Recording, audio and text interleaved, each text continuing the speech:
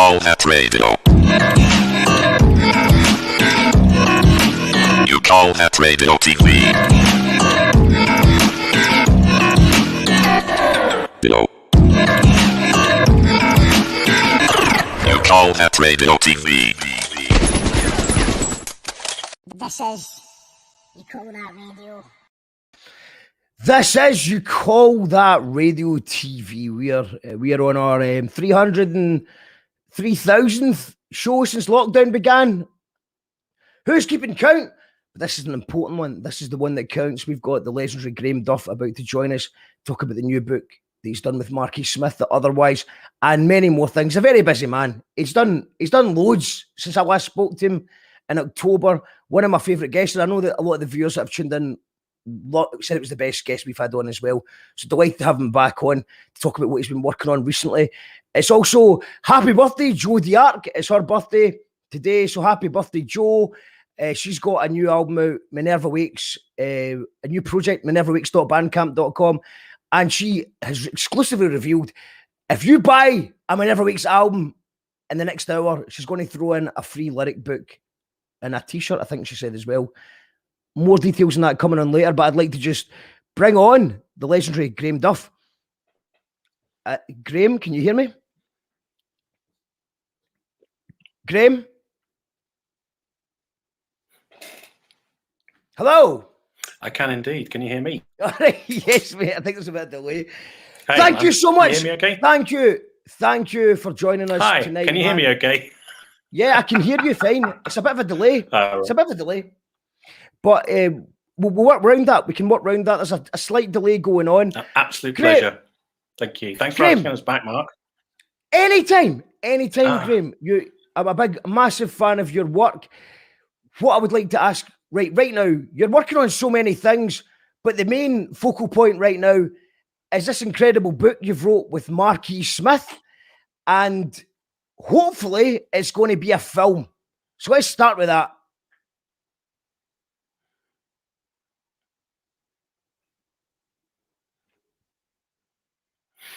Okay. Well, it's. I mean, we say it's a book. This is it. Here it is. It is a book, but it's primarily a film script. So it's a script that Mark and I wrote 2014, 2015, and we got to know each other when he came to do a guest slot on my show Ideal, and I'd been a fan since I was 14. You know, when I was 14-year-old, the Fall had started releasing singles, and they were my favourite band. You know, and I've sort of, I think I was hugely influenced by Mark, and it was amazing to sort of get him to come in and be a guest on the show.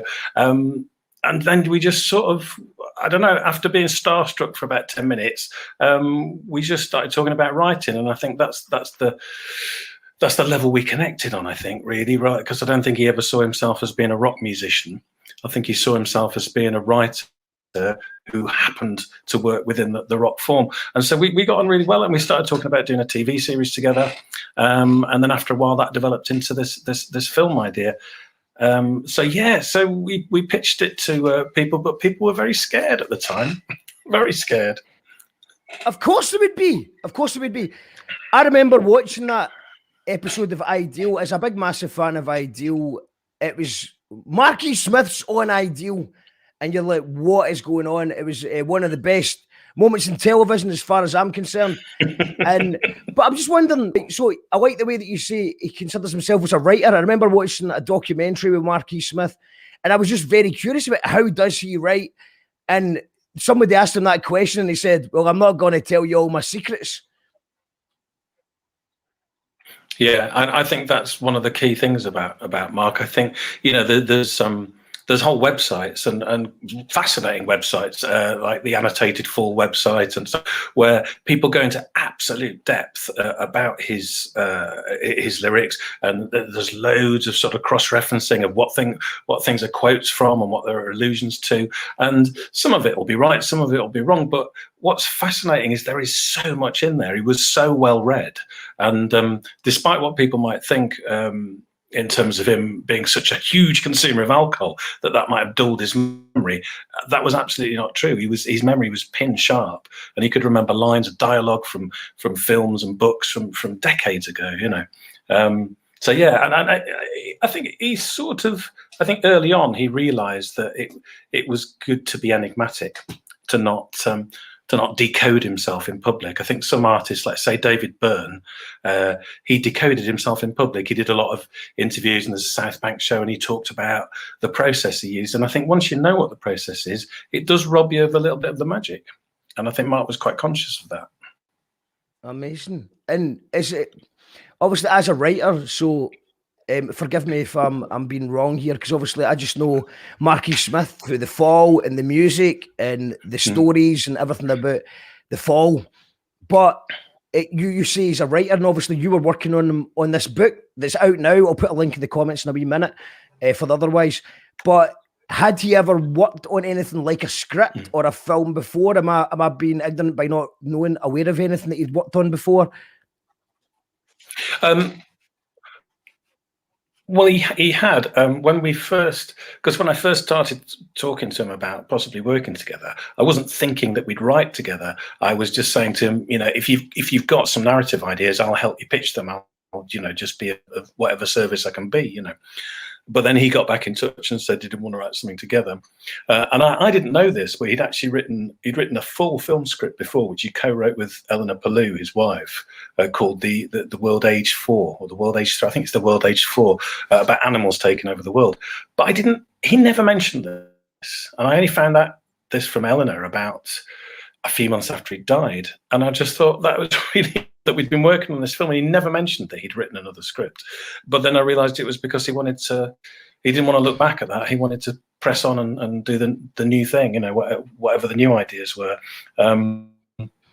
So he'd done that. He wrote a short story that's published in a compendium of short stories, and he developed a bunch of stuff. He developed a bunch of short story ideas for a Welsh television company. I can't remember who it was now. And I think that was probably late 90s, but it didn't go anywhere. And I don't know if that was because they didn't like it, or if he got bored of doing it or whatever. I'm not sure what the circumstances were. But yeah, I think this was probably the most professional script that we would have worked on, that he would have worked on. I think I know actors who were involved in a play that he did in I think '86 called Hey Luciani, and basically he was handwritten scripts of little scraps of paper, and there was never any real script. There was never a production document. I mean, it functioned, but it wasn't something that you could then tour with other people or whatever. And I think similarly with this, having now seen the previous script, this is much more work of the script that we wrote. You could present to a director and they'd know what to do, whereas I'm not sure if they would with what he'd written before. Well, that kind of sums up my civilizing influence, perhaps. That's what. Well, that kind of sums up what he was doing with with the bands. You hear the stories. I mean, how much is true, how much isn't. But he quite liked his bands to be like sort of somewhere in the middle between knowing the songs but not really knowing the songs, and keeping them on their toes, so to speak. So it kind of ties in with his theory of keeping it live, keeping that energy. And I think I read in the not the autobiography but the biography that he did with someone that he authorized, is that he liked when someone got too comfortable with the songs, they had to go, and he wanted to bring in someone new to keep that kind of nervous energy. Is that what it was he was looking for? And that kind of sums up what you're talking about with the play as well.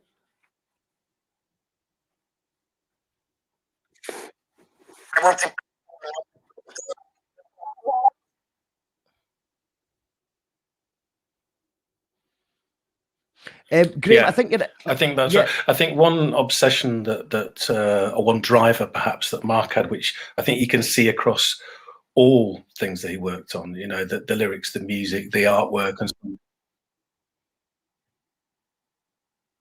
and sorry, I can't hear you, Mark.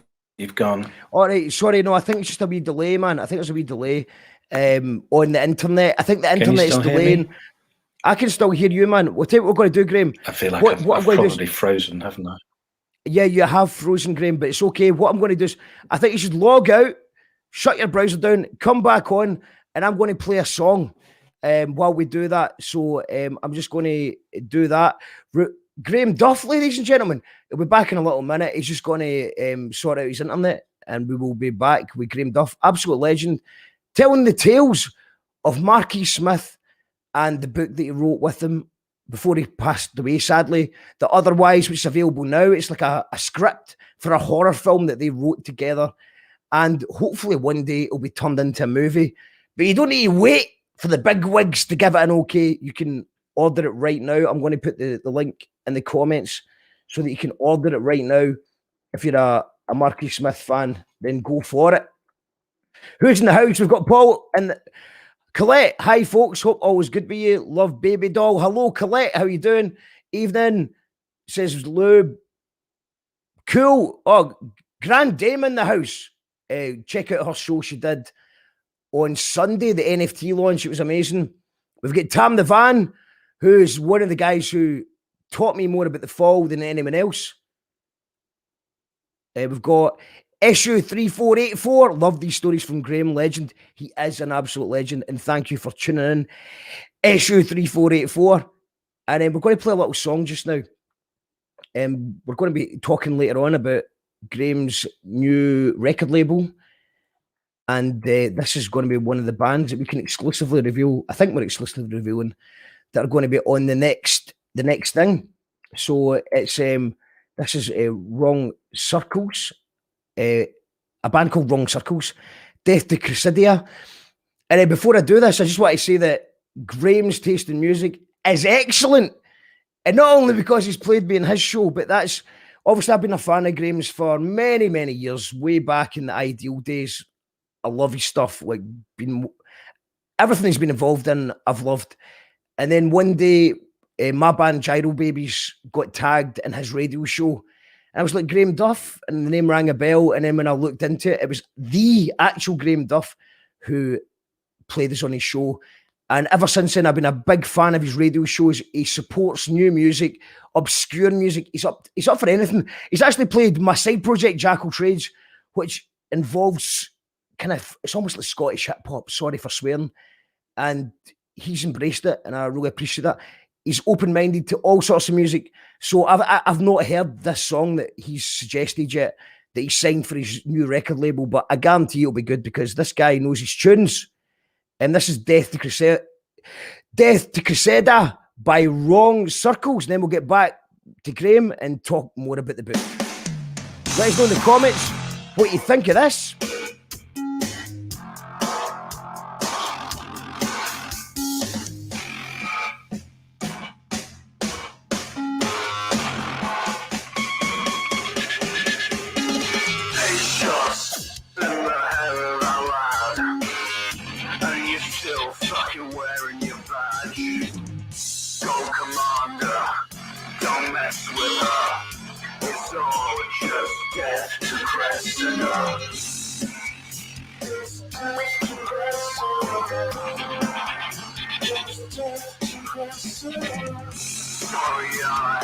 Sounds so surly, but you lie about his jacket, got your portrait early. Don't you love to see a woman of power? Nothing more when it makes you cower. The most when she's cleared of the killing. Controversy going for the dead Brazilian. Stop station where your career began. Hollow points in a stupid one. Go commander, don't mess with her. It's all just death to Cressida. Just death to Cressida. Just death to Cressida. Just death to Cressida.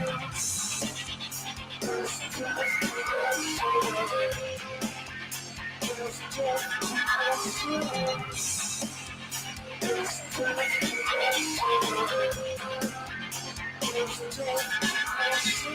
Hey, shots, they're the hell of and you're still fucking wearing your badge.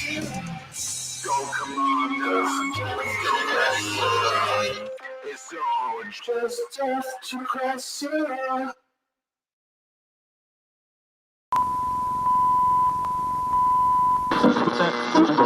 Brothers and sisters, may the peace that can only come from the one God be upon you. We are here to tell the people that we hear you. One God will not allow us as people of conscience to lose our morale.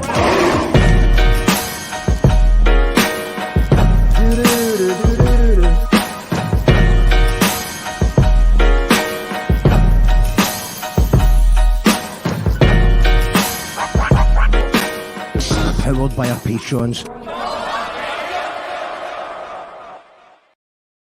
We are indeed powered by our patrons on You Call That Radio. If you enjoy this show or any of the 300 odd shows we've done since lockdown began, then you can become a patron at patreon.com/You Call That Radio. We appreciate everybody who does that.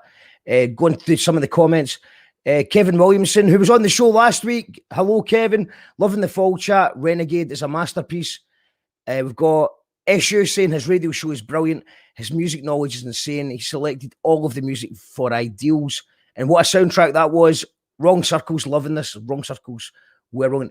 His knowledge, yeah, his radio show is brilliant. Is his internet brilliant? Let's find out. Graham Duff.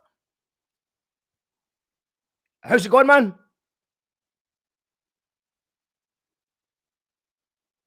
Hello. Yeah, a bit of a delay. Can you hear me? Yeah, it's going well. I do tend to generate technical screw-ups in my life. It's Mercury retrograde. Mercury retrograde. My tap so thanks for playing off. the Wrong Circles track. So there, You talk. I know. You go, Graham. Tell me about wrong okay. circles. Tell me about the Wrong Circles. Okay, Wrong Circles are a Brighton-based band where I live in Brighton, but they're one of the acts that are going to be on my new record label, which is called Heaven's Lathe. And we launched it last Friday, and basically they're lathe-cut 7-inch singles, and there's only 100 of each one. This is the first one, which is now completely sold out. It's by a band called Insides. And that was the first one. There was 100 of those. They've all gone, but they're beautiful. They look like this. They're just, I don't know if you can see that, but so they're just engraved. There's no label. They're just engraved, but they're really beautiful. So the label basically is, there's two kinds of artists on the label. There's either new artists who I think people really ought to hear because I think they're great. And there's artists who've been going a long while but haven't brought out that much material, if that makes sense. So those are the two categories. Loads of exciting stuff coming up, including a single by Rose McDowell, which I'm very excited to be putting out because she's a big heroine of mine. So yeah, the 14-year-old in me is very, very happy to finally be running a record label, or curating a record label anyway. It's amazing, man. And I'm very excited that you're running a record label as well, because your radio show has taught me so much good new music. Also, so could you let's talk a little bit about the radio show for people that don't know, because I know that the majority of people that tune in that You Call That Radio are big fans of underground music and want to hear new stuff. And there is no genres. It's basically anything goes. How can people hear your radio show? Basically, it's called Graham Duff's Mixtape, and if you put that in, you should find it. It's archived at totallyradio.com. So I've done about 150 shows now, almost. So they're all archived there. So if you just put in Graham Duff's Mixtape, it'll lead you there. So it broadcasts on Totally Radio and Slack City, 90 minutes every week. It's largely brand new stuff. It's largely just stuff I've harvested. Stuff is denigrating it. It's works of art. It's works of art I've found on Bandcamp, essentially. And so it's if it's good, it's on. You know, there's no sort of boundaries with genres. What I'm interested in, I suppose, is best of breed, if that makes sense. So yeah, loads of different stuff, and also from around the world. I recently discovered this album by an act called Albina. She's from Azerbaijan, and prior to Bandcamp, I don't think I would have come across that. And it's fabulous. It's a sort of slightly massive attacky sort of thing with beautiful vocals. It's the sound of young Azerbaijan. So if you want to hear that, tune in. As well as the sounds of Azerbaijan. You also have the sounds of Scotland, which I appreciate. You played Minerva Wakes. Happy birthday, Yeah. Joe. I know you're watching. You've played Gyro Babies, which is that's why I got the guts to message you, because I was like, well, he's playing Gyro Babies, so maybe he'll come on the show. So I appreciate that. But also, I was quite surprised even that you would play Jackal Trades, which is my kind of side project. It's kind of hip hop electro. And obviously, because obviously it's very niche, even within Scotland, even within the hip hop scene in Scotland. So I was just like quite stunned, pleasantly surprised that you would even play that in your show. Yeah, I don't really have any. I was going to say I don't have any boundaries. I know no societal norms. If I like something, I tend to. I like it unquestioningly, I suppose, and I think anybody who regularly listens to the show has got to be fairly open-minded because of the sheer range of stuff I play.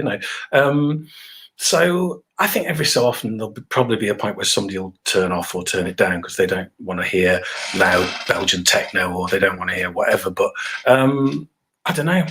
My ears are open, really. So I think when I was younger, probably when I was in my 20s or early 30s, I would have said, I'd never play country and western, or I'd never play, heavy metal or something. But that's not the case anymore. I think the more music you like, the more music you like. I think certainly for me, as I've got older, my sort of floodgates have opened, I suppose. So you're actually one of those people that says, what kind of music do you like? And you say anything, but you actually mean it. Most people, when you say anything, what, anything? Or do you want a bit of Scottish hip hop? Do you want a bit of dark metal? They will go, no, I mean, I like everything that's on the Radio 1, the A-list. So what I'd like to do right now, Graham, is I'd like to, because Andy Martin asked me a question. So Andy Martin's a producer I worked with, and he gave me two questions. The first question was, he was interested in shout out to Andy Martin, he's tuned in. He bought the other guy's book. He's obsessed with the Fall. He's literally only listened to the Fall for the last 2 years, as he was telling me. So I was like, what are you doing with your beats? And he went, well, I've not been making much music. I just listened to the Fall. He's got a massive collection. Send me a picture of your collection if you can, man.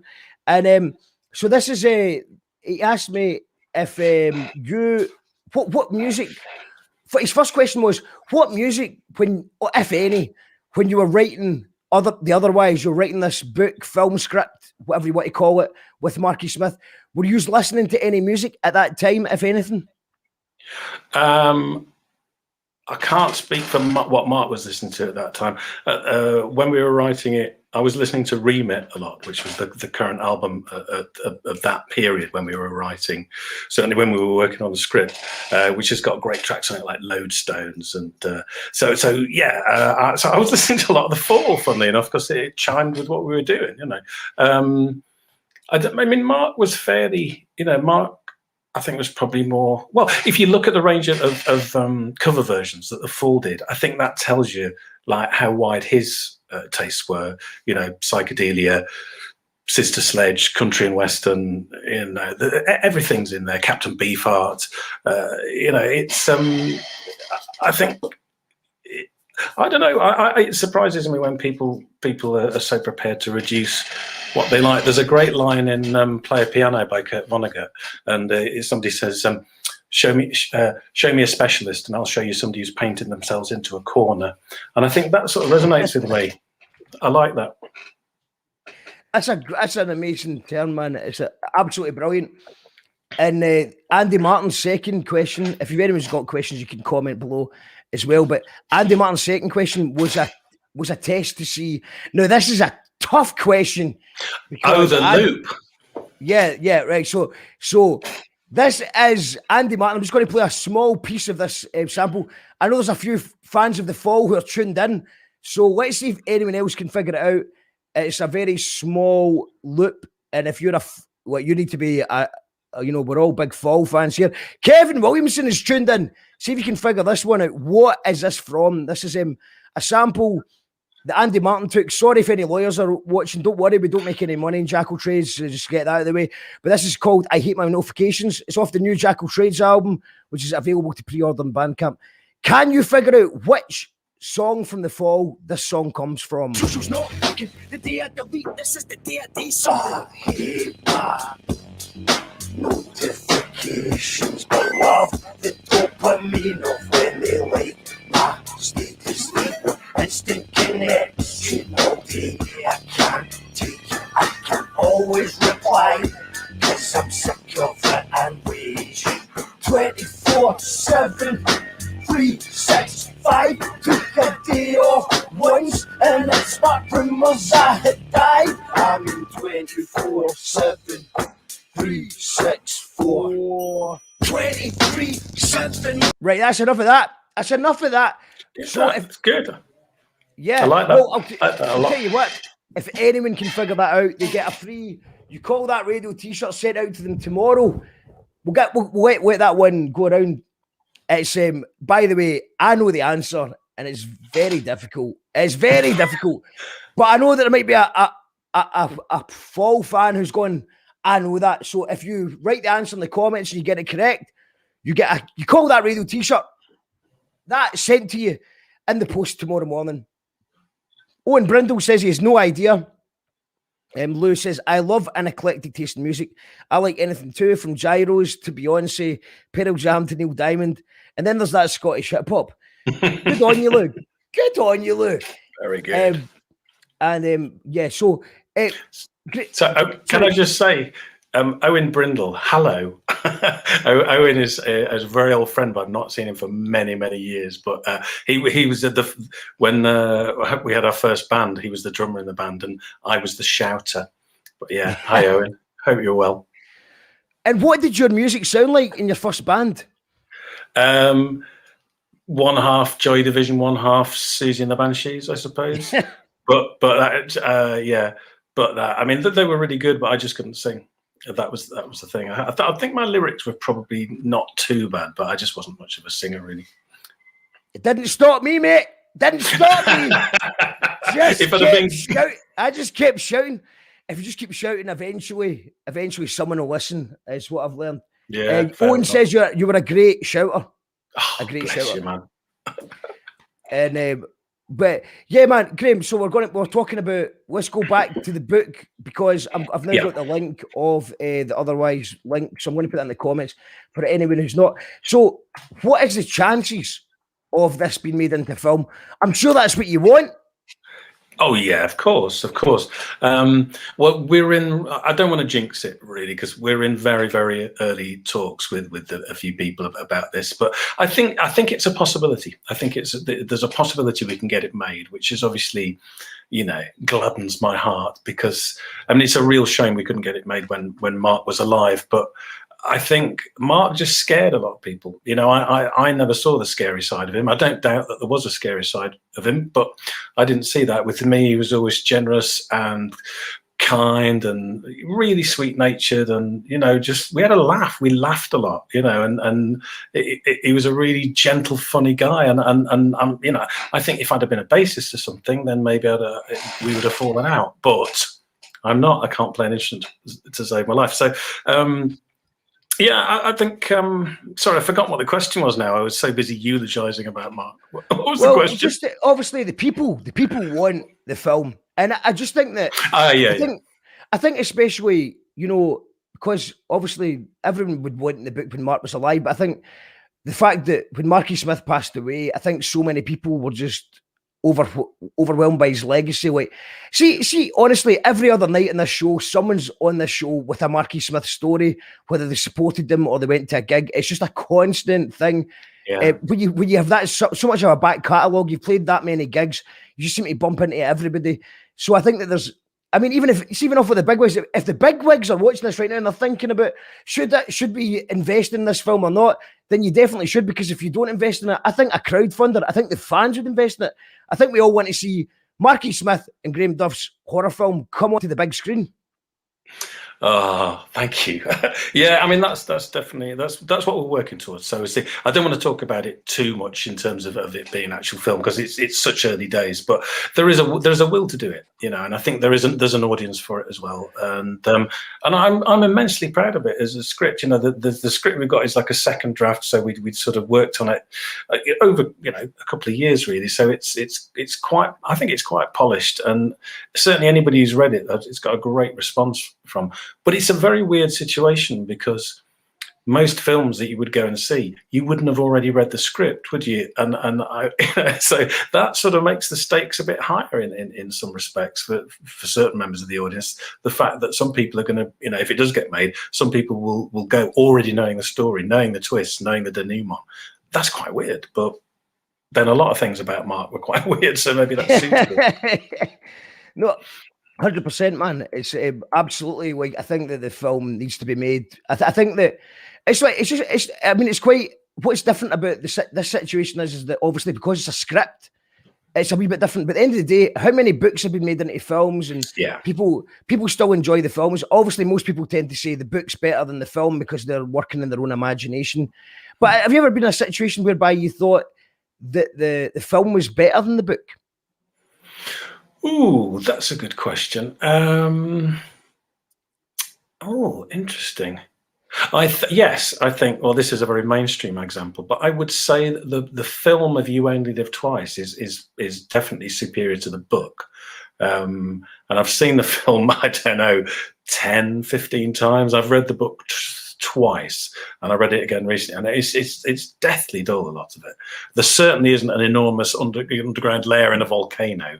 There's a lot of very sort of detailed stuff about Japanese culture and things, and it's bone dry, a lot of it, whereas the film's just like a cavalcade of set pieces, and it's really gripping. So yeah, that's a definite one for me. We've got in the comments, Bladdud Flies. Really hope it happens. Owen says, can we have Frightened off Live at the Witch Trials as a theme song to the film? Is that, have you given the soundtrack a thought? That's a very good question. Is the soundtrack in your head already, or have you got some ideas for it? I've got a few ideas, but interestingly, part of the story of the film is the Fall recording an EP in a studio on Pendle Hill in Lancashire. So the idea was that the Fall would do sort of instrumentals for the sort of atmospheric scenes, and also some of it would be the Fall playing in the studio. So surprisingly, there would be a lot of Fall on the soundtrack, but I think it would be. Although personally, I love the idea of having Frightened on the soundtrack, I don't think Mark would. I think going back to something he wrote when he was, 19 or whatever, he'd probably he wouldn't be up for that. Although he was, because they used Ben Wheatley used Industrial Estate at the end of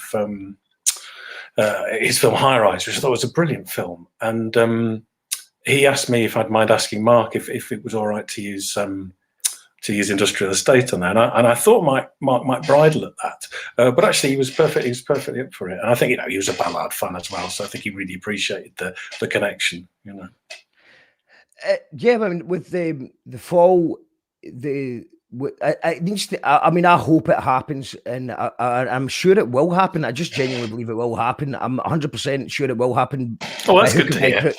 No, I'm confident. Now, I don't know if this question is allowed to be asked or not, because maybe you're in discussions.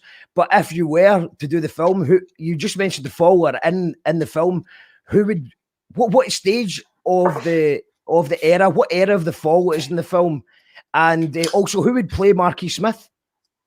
Right, who would play Mark? I don't know. That's one of the biggest questions around the whole thing, I suppose. It's very early days for that, but it was meant to be contemporaneous, so it was set when it was written, which was 2015. So 3 or 4 years before Mark died. So it was that incarnation of the Fall, and Mark as he was, in his mid-50s, I suppose, would be the thing. So I'm sure there's lots of actors that would be baying at the leash to play Marky Smith, but also I think there's probably plenty who'd be quite scared of playing him because there'd be a lot of expectation there.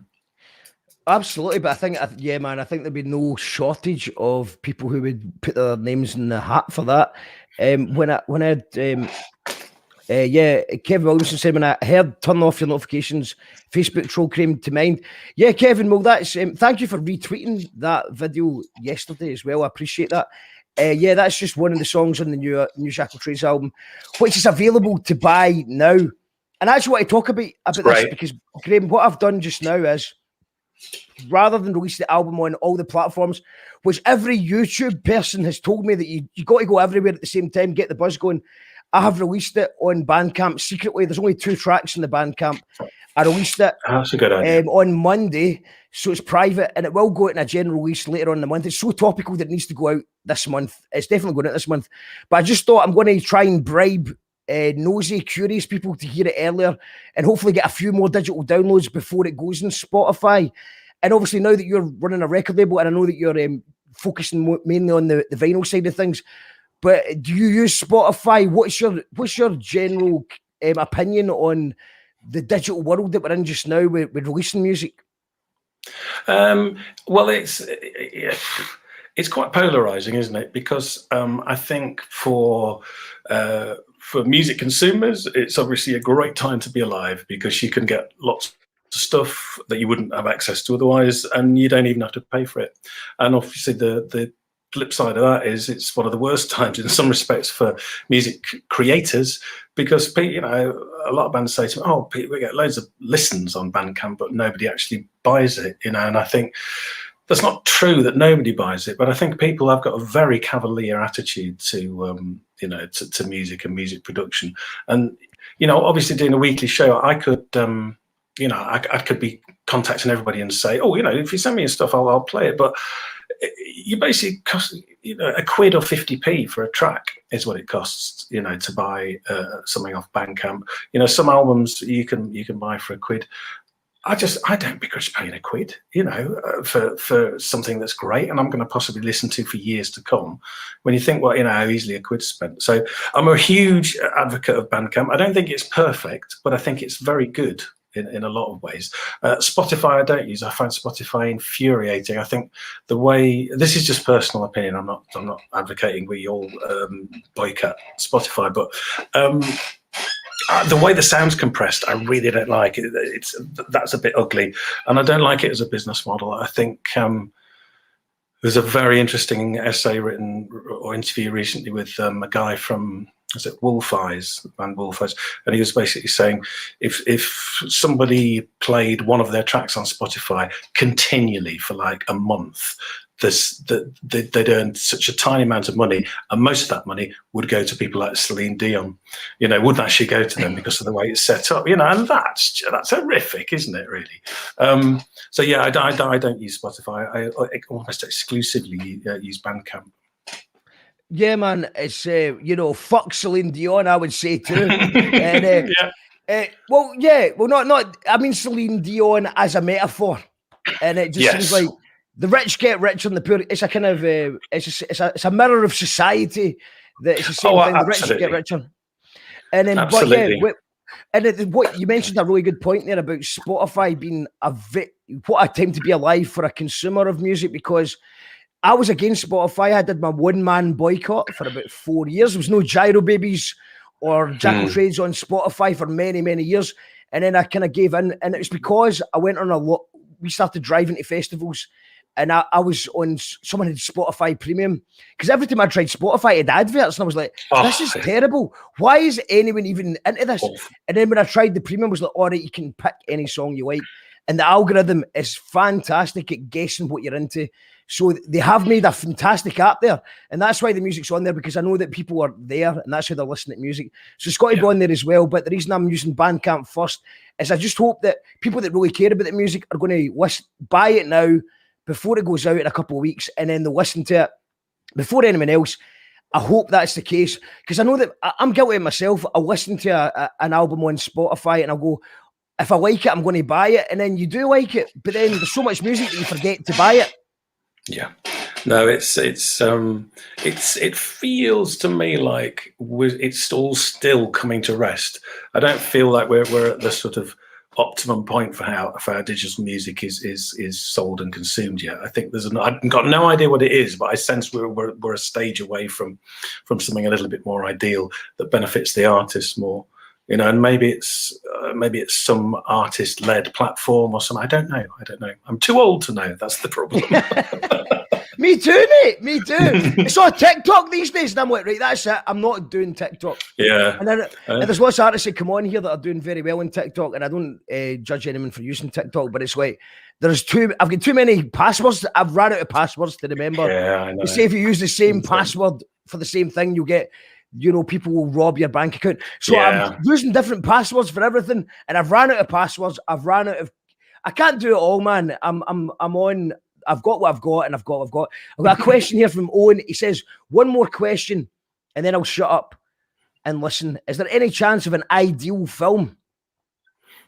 I do get asked that a lot, and it's weird because it was announced, for some reason, it was announced years ago on IMDb as being in development with Ben Wheatley, and it's not. I don't know why that's still on there. I don't know who put it up.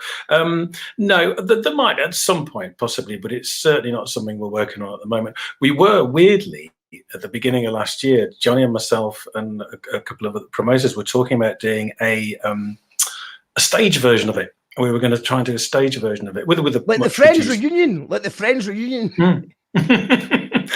I'm probably the only person that didn't watch the Friends reunion. I've not watched it. I seen a couple of clips.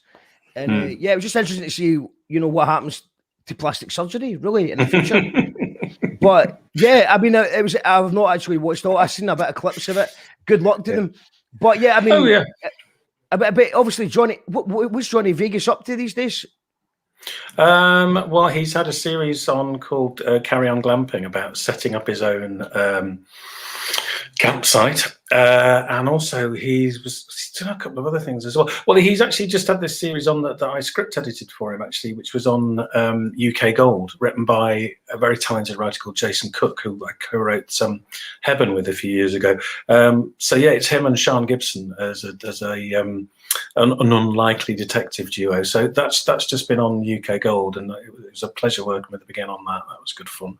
That's amazing. But he's always Carry On busy. Glamping. Yeah, man. I mean, I'll need to check that out because I'm a big fan of Johnny Vegas, and I'd love to go to a campsite that Johnny Vegas was organising as well. That sounds amazing. Sounds good, doesn't it? Minerva Wakes is in the house. Happy birthday, Minerva Wakes. Have to draw the line at TikTok. You call that radio dance though? That's a good shout. We do have jingles. We've got jingles. They're quite classic jingles. I think. Yeah, we've got some hits. What's a wee sample? Do you want weirdo or do you want it?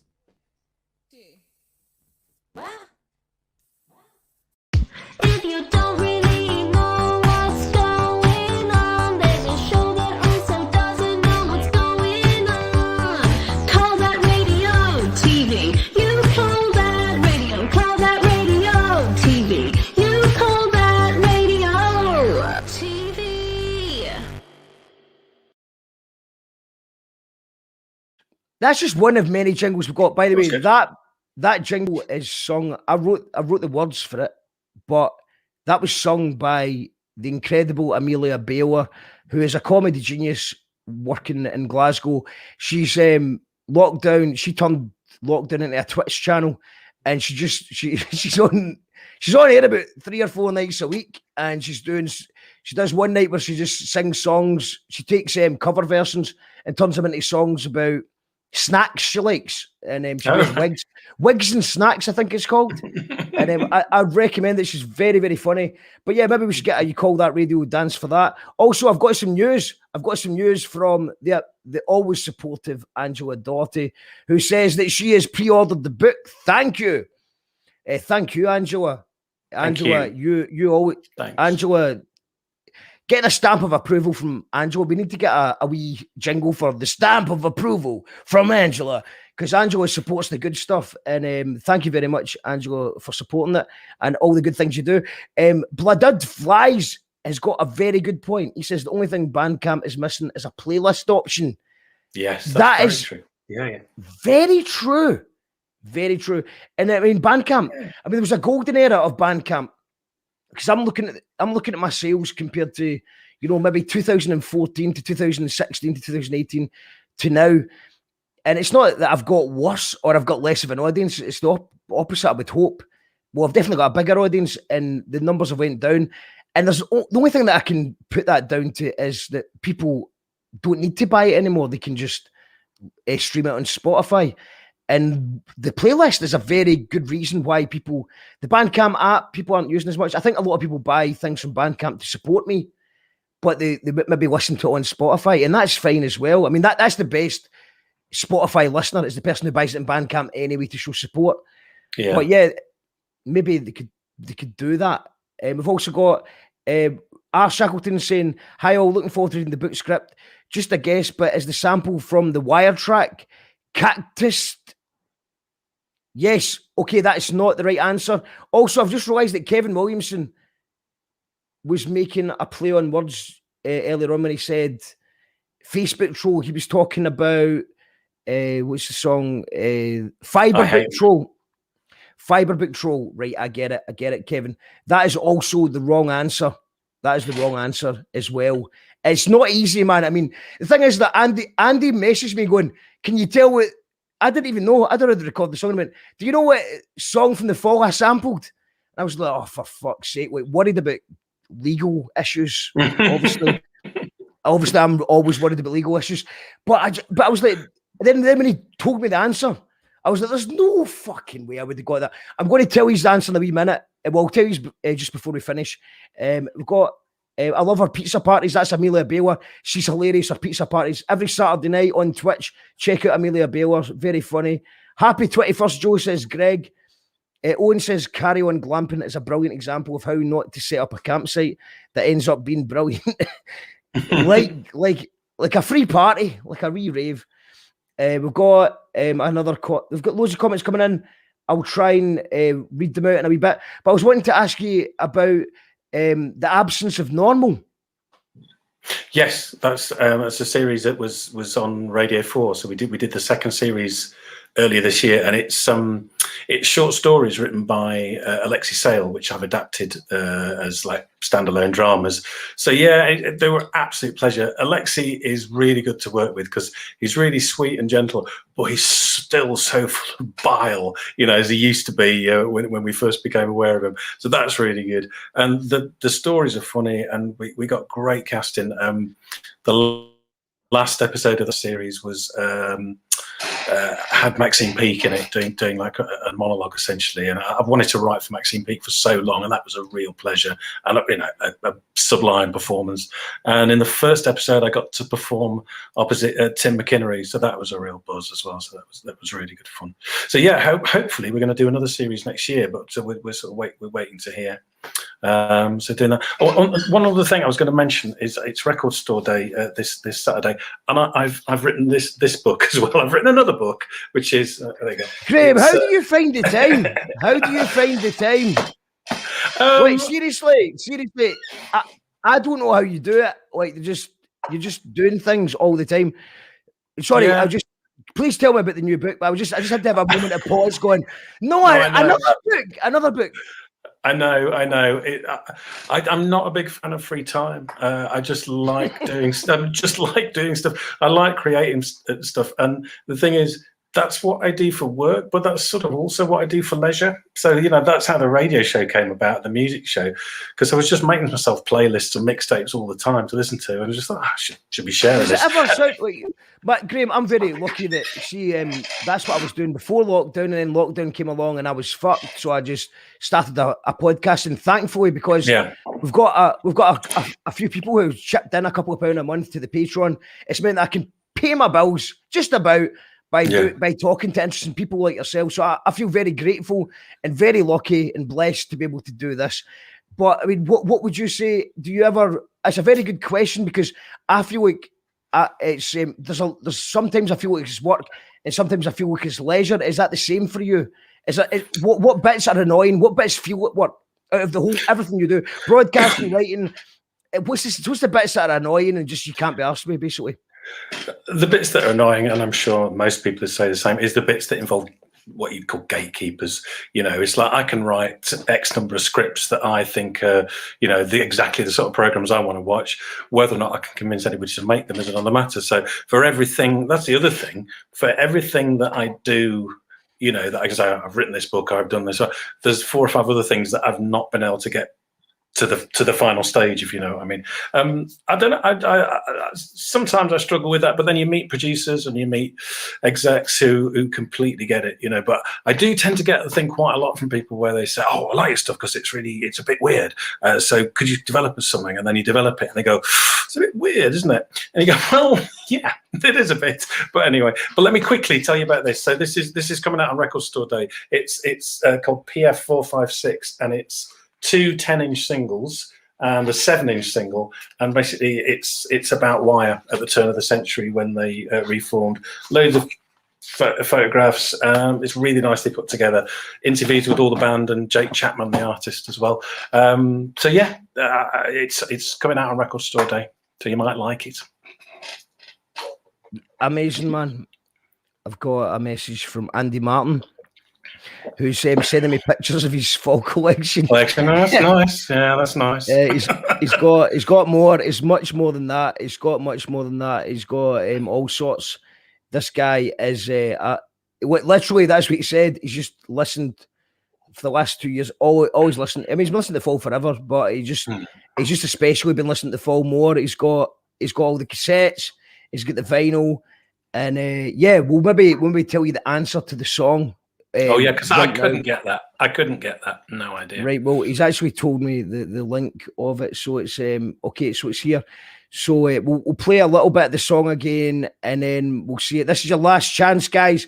If you can guess this song right now, then you win a free You Call That Radio T-shirt. I certainly didn't get it, and it's difficult. I mean, the thing is that Andy Martin's a beat maker, so he sees the world in a different way from me. So he thinks that it's obvious, you know. As if I would get it. I mean, once I heard the answer, it wasn't like I was like, oh damn, I'm so close. I knew it. I had no idea I would never have got it. But yeah, so we'll hear a quick snippet of this. So this is the song that he sampled. This is the new song on the Jackal Trades album. The day I delete, this is the day I do something. I hate my notifications. I love the dopamine of when they like my status. They were instant connection. Okay, last orders at the bar to win the T-shirt. Can you figure out what that is? Would you like to make one last guess, Graham?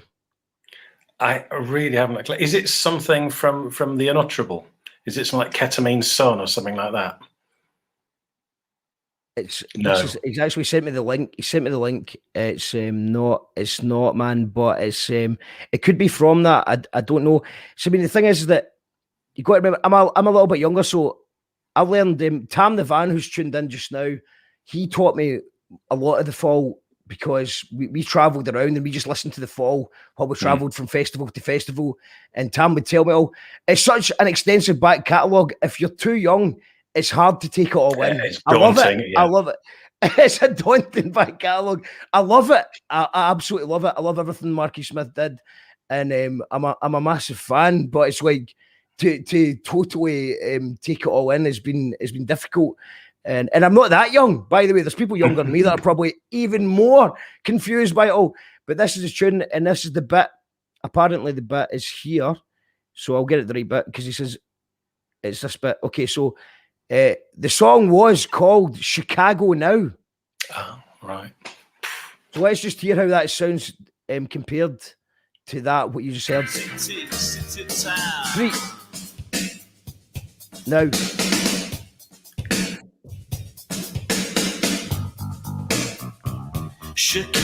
You know what I mean? That's a beat maker for you. Yeah, that is zooming in, isn't it? That's the thing about it. It's zooming in to the micro and then turning that into the macro. Yeah, beautiful. I would never have got that. Never have got that. No, he's some guy. It's Andy Martin at bandcamp.com. I'm going to put a wee link in the comments for anyone who wants to check his stuff. An amazing producer, man. What a beat maker he is. He just uses he likes to sample jazz and the Fall in a very minute way. So check him out. He's called Andy Martin, and he's an amazing guy. I think he's now the only producer that's been in every Jackal Trades album. Andy Martin, we salute you for your. And I don't think the lawyers will hear that unless they watch this thing. But don't worry, Jackal Trades is no money. There is no point in soon. Trust me. Scottish hip hop is not a big market. It's not a happening thing right now, sadly. We've got, I thought wire was invented by two Scotsmen fighting over a penny, says Greg. Big ups wire, says Angela. Is it hit the north, says Lindsay. Sorry, no, it's not. It's not, I'm afraid. But thank you for everyone who's played the game tonight. We really do appreciate you. We appreciate you. And I would just want to talk about the audiobook I'm listening to just now is Foreground Music. And I mean, when did that come out? I thought that was reasonably new.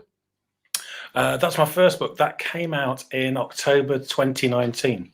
So it's, right. it's about a year and a half ago, something like that. We don't count the last year and a half. I know. It's just all got the last year doesn't count. Down, yeah, man, it's really weird, man. It's actually quite scary. Like, I actually think that this has been going on for about, it feels like 10 years. We've been in lockdown. I just had my first level 2 pint a couple of days ago. But at the same time, Roberta Pia did a collaboration. Our friend Roberta, who's on the show often, she did a collaboration with Katie Tunstall. They did a song, Corona, the rhythm, this is the rhythm of the night. And that was like a month after lockdown, and it came up in the memories a year ago. I'm like, surely not. And it's like a year ago, it doesn't feel like a year ago, and a month ago, it doesn't feel like a month ago. How are you coping with lockdown? I mean, I'm assuming you're just writing like fuck. Yeah, I was saying this the other night. I'm slightly embarrassed by how much I enjoyed it. You know, I am obviously aware that a lot of people died and society collapsed, but I got loads done, I suppose. You know, I think The Otherwise is a bigger book because of the lockdown, because I had more time to write some essays and got somebody to transcribe some of Mark and I in conversation. I wrote. Actually, you know what? We haven't actually talked about that. The future is here to stay. Yes, which is this one, which is I wrote this in this will really piss you off. I wrote this in 3 weeks in February. So it's basically it's a guide to all 51 of the full singles. So that's just it's going to come out as an ebook in about 6 months, but at the moment you can only get it if you order the hardback edition of The Otherwise. So you get that, you get some postcards and stuff. So I don't think there's many of those left. But yeah, if you fancy that. So, and I was great. I got to interview loads of ex-4 musicians like Mark Riley and Paul Hanley and Una Baines, who was Mark's girlfriend and was in the Fall at the very beginning. I met you. We played a gig in with Una Baines in Manchester not long before lockdown. I think November. With Poppycock. Yes, with Poppycock. Gyro Babies were headlining and they were supporting, and she was lovely. I met her briefly. She's hopefully coming on the show. Great! We've not made it happen yet, but yeah, man, absolute big fan. So hopefully soon. But yeah, man, I would like to ask you this, right? So I write a lot as well, man. I write all the time, and I'm always working. I mean, I've used this the downtime, less hangovers, less things to go to as an opportunity to do more work and write more. But as a guy with a very short concentration span, I've kind of been put off the idea by a book, maybe because I don't think I'm always waiting for the great big idea to come. So that's where I'm at just now. But I'm waiting on the great big idea, because I think if I got the great big idea, I would just put my heart and soul into it, and I would, work really hard on it. Yeah. But what is what's your concentration like? Is it something for everyone, or is it like, because I've got a friend, Loki, who wrote an Orwell Prize-winning book, Poverty Savari, and he just totally blew me away with that. But it's like the concentration of to finish a thing. I mean, any advice for a short writer like me? I can write lyrics like fuck, man. I could write you a song and very quickly, but to have the concentration to take it to the end. Any advice for the likes of me or anyone else watching this? I think the key advice I'd have on any sort of writing is don't judge yourself too harshly. Just get it out there and then make it better. And I've said this quote so many times, but it really is one of my favorite quotes when it comes to writing. It's by William S. Burroughs. And he says, editing is for on the page, not in the head. And I think that's what you need to do. You need to get it on the page and then start editing it, rather than think of an idea and think, no, that's not good enough. Oh, maybe not that. You can really talk yourself out of writing. So I just think I will write not quite any old rubbish, but I'll write stuff down that I know isn't right, but it just starts the process. And I think you just keep on doing that until you've got a final version. So you've written everything that you need to write for that project. I'm a big believer in writing the bits that you're most interested in first. I very seldom start at the beginning. I'll usually think, what's the most interesting bit? Write that. Right now, what I'm interested in, write that, and build it up like a mosaic. But that works for me. It's not going to work for everybody. Some people will need to go linear. I don't, you know. What you said there is very true for anyone who's trying to write poetry or lyrics. I agree 100%. And you just write it down. Don't be too harsh on yourself. You know, by all means, have a think about what you're writing. But for me, when I write fast, so just by writing, yeah, you can edit later. Do you use editors, or because I know that Loki was my friend who's working his second book. He just praised his editor recently because his editor just took all his stuff and said, well, you know, gave him some good advice back and said that. Do you use editors yourself, or do you edit with them? Yeah. No, I always use an editor, and you know, sometimes more editing is required than others. But no, I do, and also I edit for other people. I script edit a lot, and I really enjoy doing it. And it's a really good discipline, I think, for anybody who writes to script edit as well, or to edit other people's stuff, because it teaches you to just view it as raw material, something you don't have any emotional investment in. You know, no, I think I always get somebody else's opinion because you get too close to it. You know, there's a script I've been working on for about 1.5 years with a writer called Deborah Turnbull, and we've largely written it on Zoom, actually, weirdly enough, which seems to have worked okay. But we were doing that for 1.5 years, and we got it to my agent about 2 weeks ago, and we were really pleased with it. And then she got back and she said, "It's great, but this, and this." And we just haven't seen those problems. But as soon as some outside eyes look at it, you know, they're just seeing what works for them, what doesn't, you know. And then you pick and choose from that what you want to work with. But you know, she had some brilliant points that we both went, "Oh, of course." But we couldn't see it. We couldn't see it because it'd been there for 1.5 years, you know. Get totally similar to the music. It's like that's why we get someone else to master our music, because the producer could get too close to the songs if they created them. They're playing, you know, like the Gyro Baby Suit Utopia, the guitarist played the guitar, he mixed them, he recorded them, and then it was like, right, let's get another guy in, and it's just fresh ears, makes all the difference. And I love that, because it's like, you know, I could see something wrong with someone else's work, and it doesn't make me better than them. It's just like you're not seeing what, or it inspires you as well to go, this is a fantastic idea, but if you just change that word there, then wow, that'd be even better. So do you ever just tell the editor to fuck off, though, like, you know, because you're saying, wow, that's amazing. Sometimes you just like, well, actually, I liked it the way it was.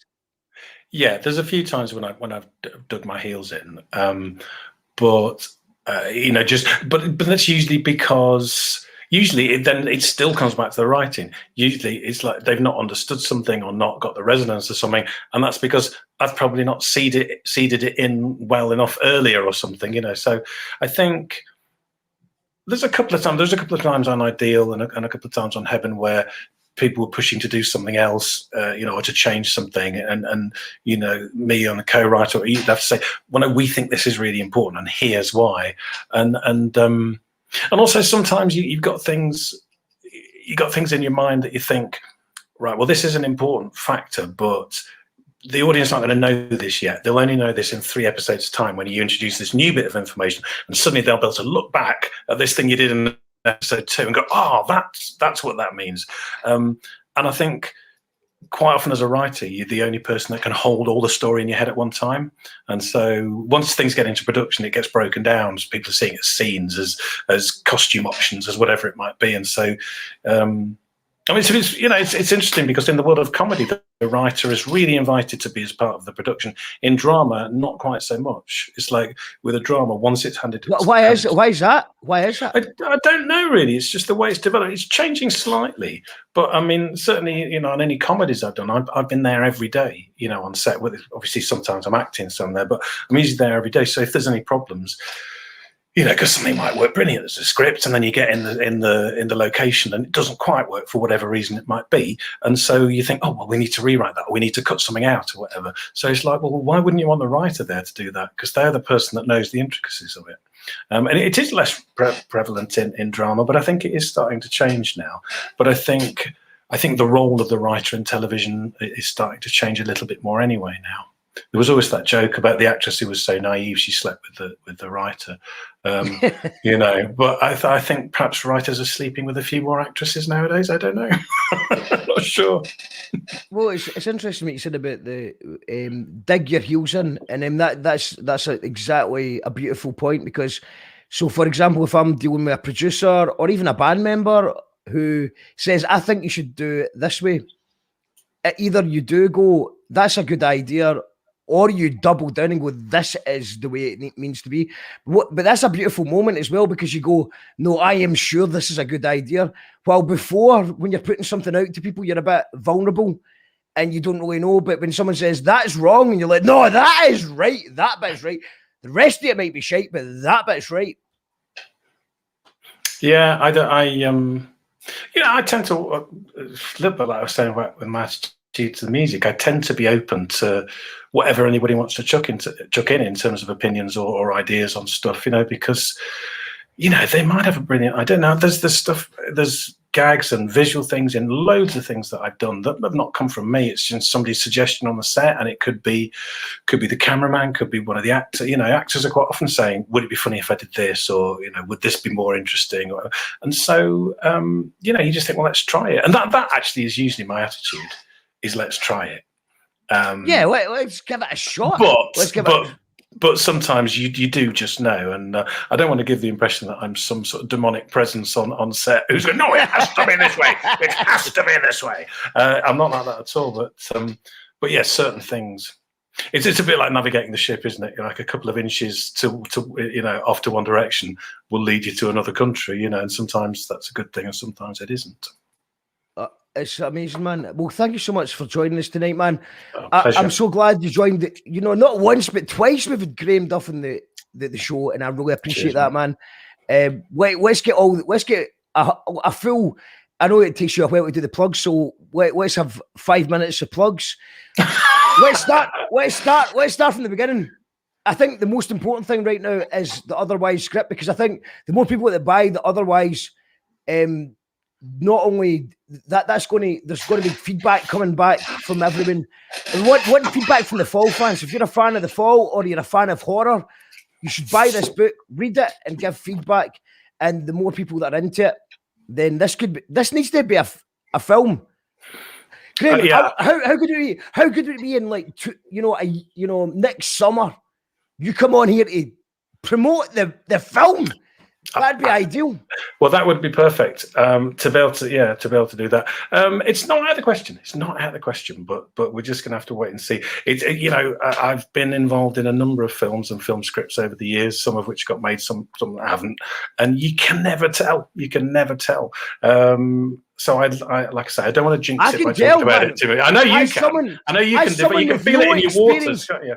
As someone with no experience in the film or what's worse actually? That's a good question. Music industry versus film industry. What's worse? I went to a free bar at a film thing I was invited to. I can't remember why. I did something. I make music videos and I film stuff, but I'm not exactly a big deal there. But I got invited to a thing, and I was really surprised that I thought the music scene was privileged.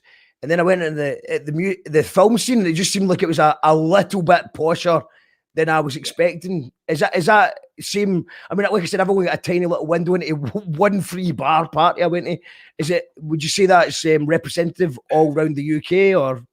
I think yes. I think if the working class feels underrepresented in the world of music, then it's 100 times worse in the world of film and television. I would say, yeah. I think in the majority. Why do you guys? Is it because if you're working class, you can pick up the guitar, learn it in your house, and if you can just be good, you can just get good at it, and without all the fancy technology, just you and an acoustic guitar, you work your ass off, you can be good at it. Is it that the reason? Do you think that you can show your talent? I think that's part of it. I think, without wanting to sound like a Marxist footballer, I think part of it is about the means of production. I think it's about, you can get a guitar, you can get some drums, you can get very quickly from having nothing to having a demo to getting something released, whether it's on a major label or not. Even now, it's easier than ever to get to make a film or to do a pilot or whatever with your own money. But it's still a lot more work, involves a lot more people, and therefore generally a lot more money. And and that's another big difference between the music industry and the film industry, is that the movement in the film industry is glacial. I've got films scripts that I've sort of had in development for 2 or 3 years, and that's that's basically like having an album that you recorded all the demos for 2 or 3 years ago, and you're still waiting for the money to be able to properly record the album.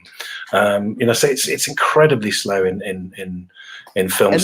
And that's you, Graham, in my opinion, one of the best out there doing it. You know what I mean? From my point of view, it's like you're one of the greatest. So it just boggles my head that an investor wouldn't just give you the money. You've got an idea, just give you the money, but there's obviously it's an expensive thing to do it right. Also, I've got this meme that I want to share with you just when you said Marxist footballer. The most important part of my evil plan is to get footballers to kneel before matches. Karl Marx said that. It's bizarre. It's bizarre, isn't it? Karl Marx making England fans boo at England players right before when Scotland versus England in the 18th, and if the England players kneel, and this is a question I'd like to ask. This is how you win. You call that with the t-shirt. If the England players kneel and a small minority of England fans boo, what should the Scotland fans sing? I mean, it's not like Scotland's going to pretend they're not racist for a day just to like, but Scotland's got its own problems. But yeah, man, what would you make of this? What'd you make it? What's going on? I mean, I'll be honest with you. I have got zero interest in football. I've never been interested in football at all. To me, it looks like men kicking a ball around, and I can't invest anything more in it than that. But the reaction to it, just to the kneeling thing, is bizarre. The fact that you would boo your own team, I mean. It's so complicated, isn't it? It's so complicated. But I'm sure, a lot of those people, if you said, could you explain exactly what it is that's Marxist about this? Could you explain Marxism in any sort of simple terms? I'm sure not. It's the way that Antifa has become something for people to rail against. It's like, I don't know. It's like the people that were protesting outside hospitals during the pandemic. There's certain mindsets I can't get my head around. I'm the sort of person that I'll be in a cab, and if the cab driver starts spouting off about dodgy opinions or whatever, I tend to just listen, not because I agree with them, but just because I want to. My world isn't like that. I don't know anybody who's got those opinions, so I want to be able to listen to the psychology, and I think I've got a writer's mindset for that anyway. But I always think you're not going to change a cab driver's mind. If somebody was just extolling something utterly racist, I would absolutely say that's bollocks, mate, or whatever it might be. But generally, I just tend to listen because that's so outside my experience. I'm fascinated by how that mindset works, and usually it just is ignorance. I mean, that's a very obvious thing to say, but my sister was telling me the other day that apparently the average reading age in the UK, I think, is between 10 and 12, something like that, and that's quite shocking, really, isn't it? That there's that degree of, lack of literacy across the country. And I think, that level of ignorance is probably what fuels so much of this. Probably sound like Absolutely. A real middle-class warrior here. Yeah, no, man, it's if they taught tabloid literacy at school, we'd see big changes. What do these words mean? I was very lucky. Like, I mean, I had not a great education, just like a scheme in Scotland. But there was one teacher when I was about primary 5, primary 6, and she explained what the media says and what they mean, and she just broke it down, and it totally it stuck with me. That and Clarissa explains it all. I don't remember that. It was like a kids' TV show on Nickelodeon, and they were explaining about how they were trying to sell an old car. And they were saying, rather than call it used, you call it a classic. and it was just like, it just sort of, I understood. And then, I did do a bit of sales when I was a wee guy as well. And it was like, how you choose your words is very important. And I mean, how the tabloid choose their words is very well thought out, but they are aiming at, like I said, I mean, Daily Record is it's a 10-year-old literary thing. I think because you get used to reading the paper, if you're 10-year-old or like 16-year-old and you're reading the paper, you think that you're well read, but you're not. That's coming as a guy who doesn't really read much, by the way. I get most of my, I read online and I listen to audiobooks. I struggle to find time to read books as well as I could. But on that note, Graham, one final question I'd like to ask you from a personal level is, there's been books that I've read that have totally gripped me, and then there's been books that people have recommended that I've got to read it to the end. That's the way I am. I've got to read it to the end. And I've just been so disappointed by it that it kind of puts me off it. Audiobooks are great as long as it's a good narrator. I can get tuned in. If it's shite, I can ditch it.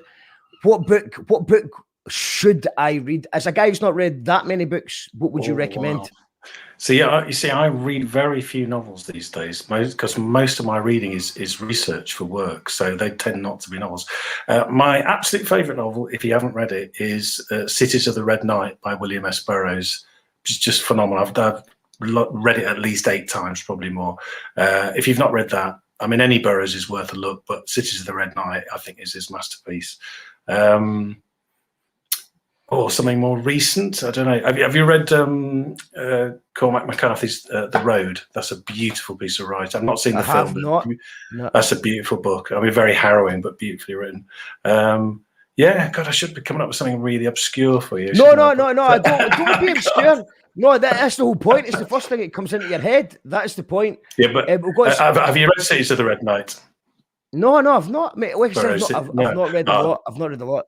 You could name books for about an hour. We could just name them, and I've read very few. Although on that point, I do have a comment from Paul, who said that when I said Orwell, it made his Alexa search for Orwell, which is interesting. Orwell.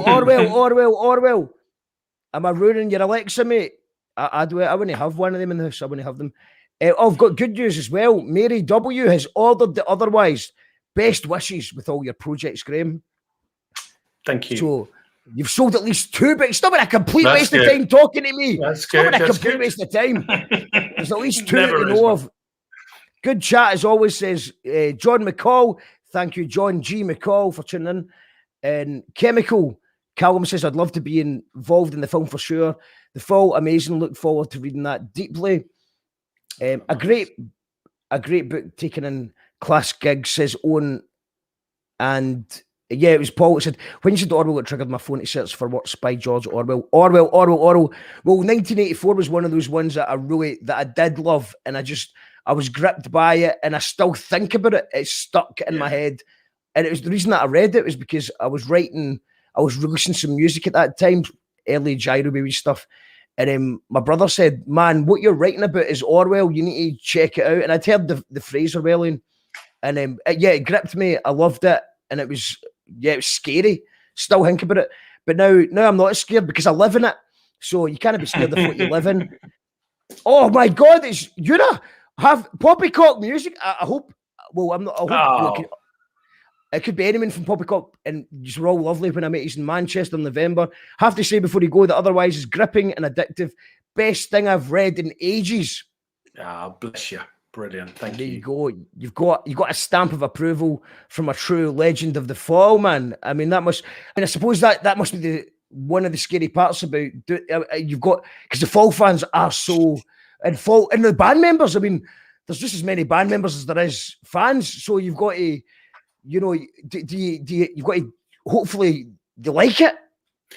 I hope so. I mean, the thing is, it's like the Fall are different things to different people, aren't they? A bit like Bowie or something like that, where it's like some people are utterly fixated on a certain era, 2 or 3 albums or whatever.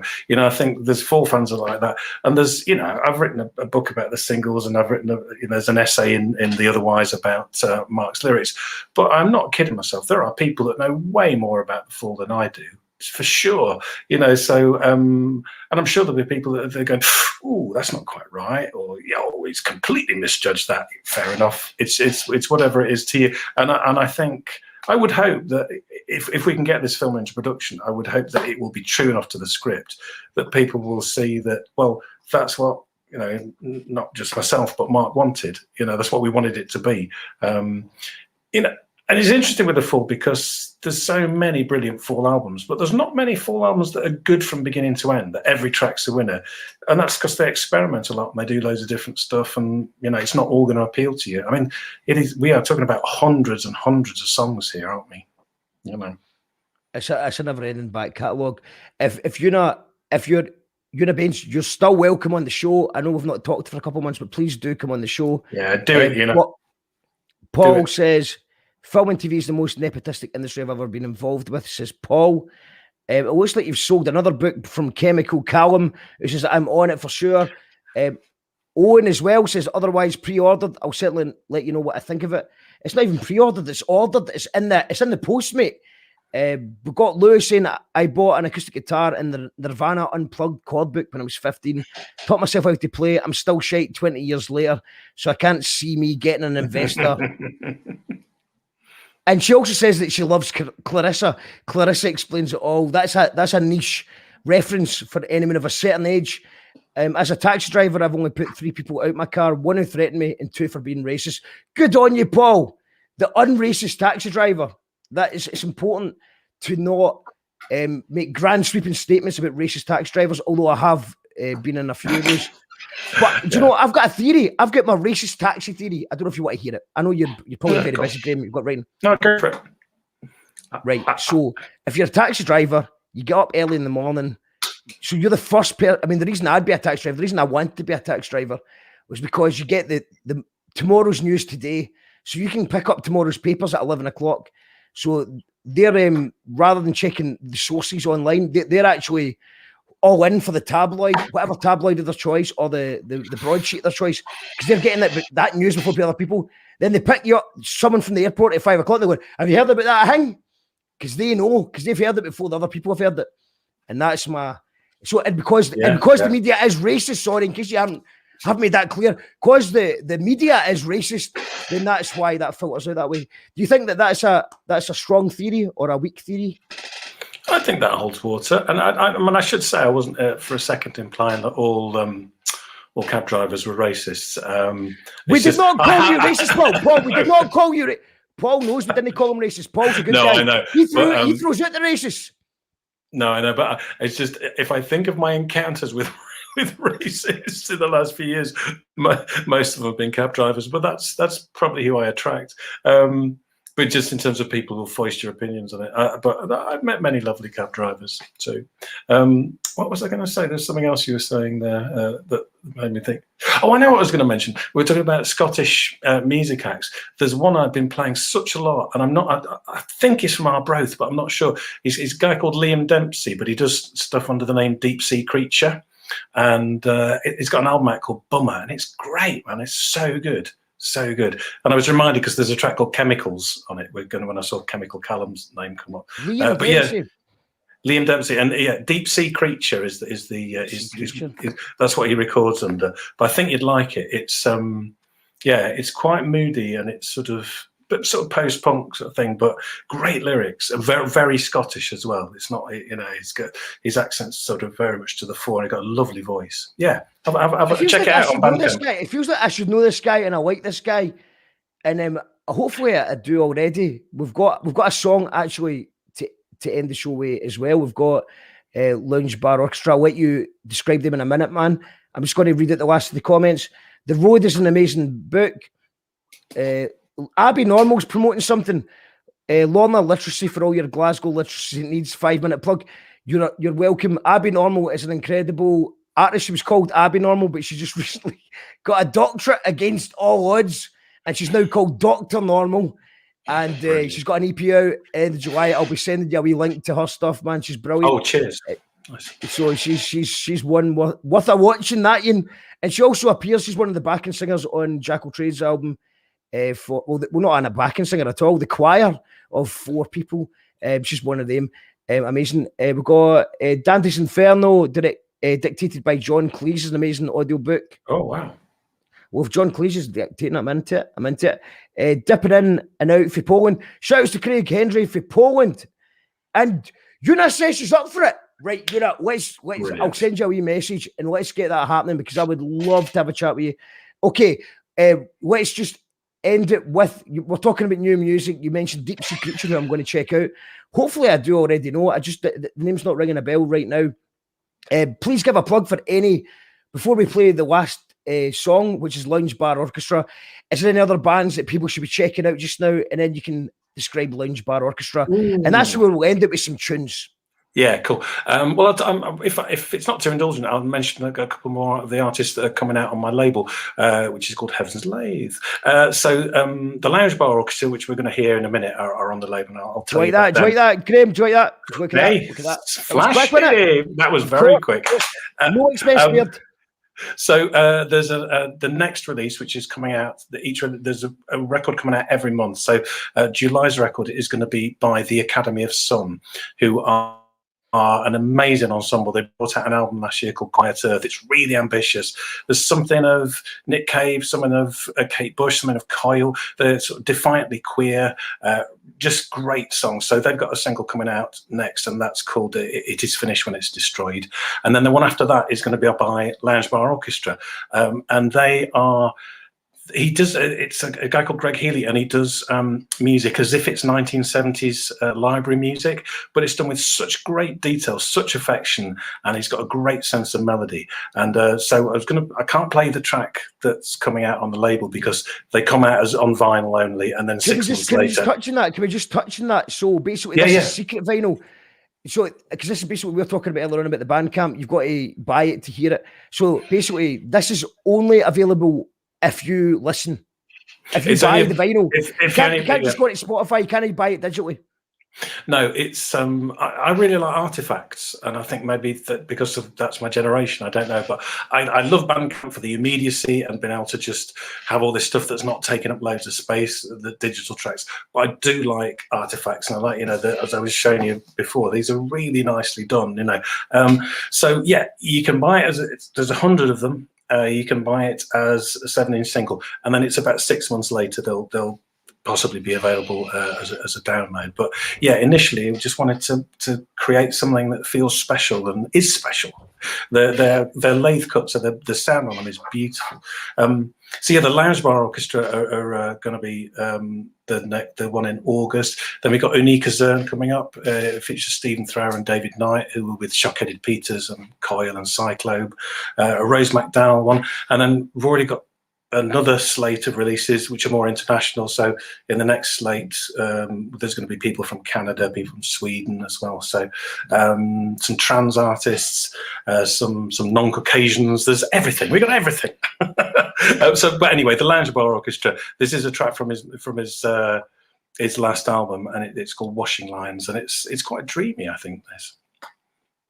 Washing Lines, Lounge Bar Orchestra, and I'm so excited that you've got a label, man, because you actually care about the music, and you're talking about the artifacts thing. I just thought I'm going to need to give it, just because exactly what you're explaining is Crash Slaughter, who's an older school DJ scratcher. He's a proper scratching's incredible. Yeah. From the 90s, probably 80s, but I've known him often from the 90s, and he sent me a vinyl of it's MF Doom mashed up with sugar cubes.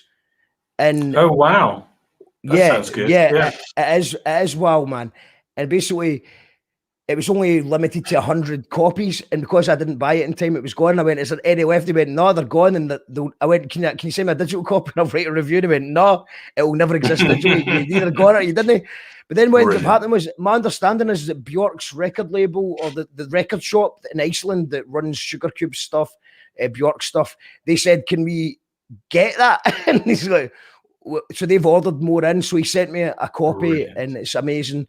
And that's an artifact. So if you could still get that, Sugar Cubes meets MF Doom by Crash Slaughter, you need to get it very quick because it will sell out. And he's not up for it. He's not going to re-release it. It's not like, I might reissue if I've got the demand. It's not like that. The guy's like, he made a obviously because Bjork's record label or Sugar Cube's record, you know, you make one exception, but it's gone. So get it now if you can.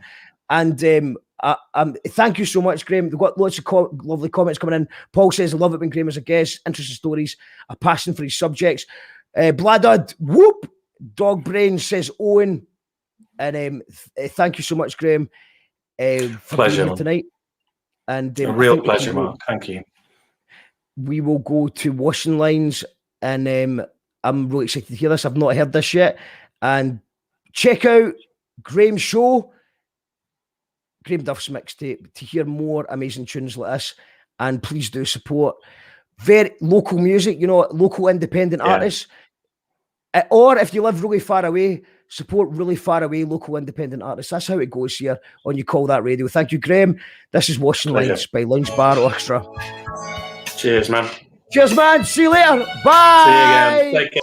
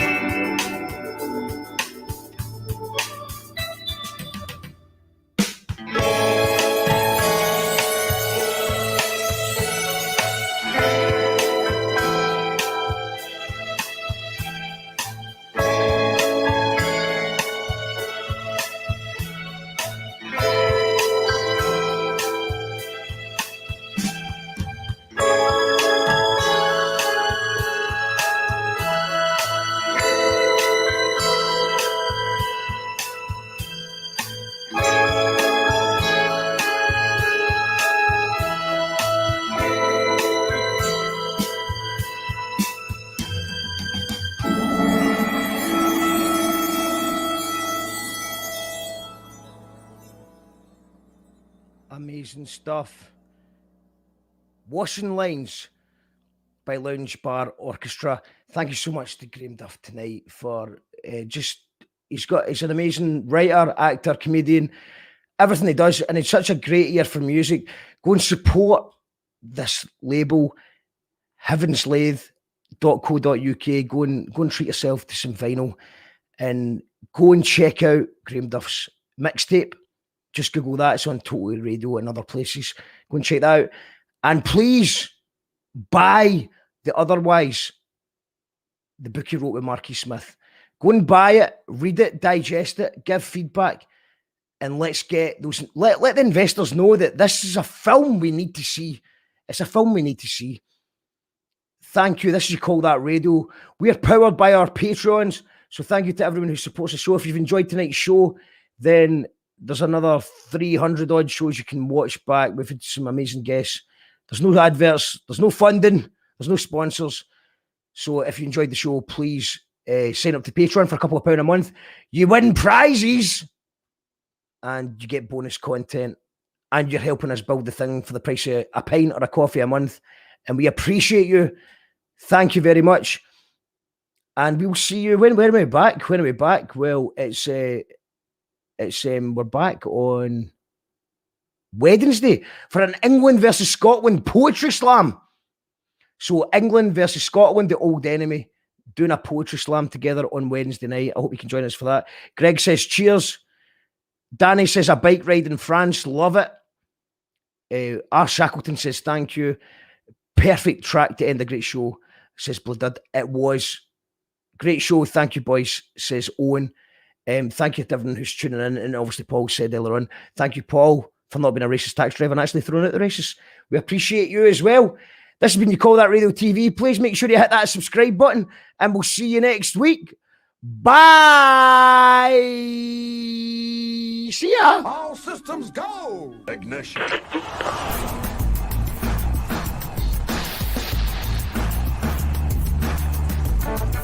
Brothers and sisters. Is that you, Daniel? Are you before me? Call That Radio. You Call That Radio.